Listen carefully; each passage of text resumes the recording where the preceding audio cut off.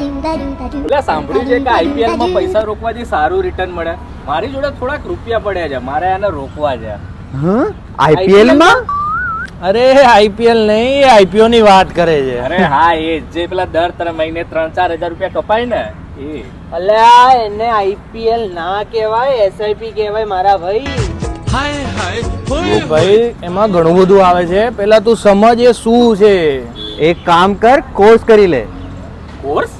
આમાં શું કોર્સ કરવાનો? અરે એમાં ઘણું બધું આવે, SIP, trigger, stop loss, F and O, SWP, mutual fund, options trading, બહુ બધું આવે છે ભાઈ આમાં તો. આમાં કોઈ લોસ તો ના જાય ને, પ્રોફિટ જ થાય ને. અરે ભાઈ એક કામ કર, તું એફડી જ કરાય.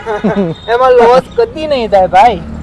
એફડી? એ રાજાજી એ કરે તરાહલ હાજર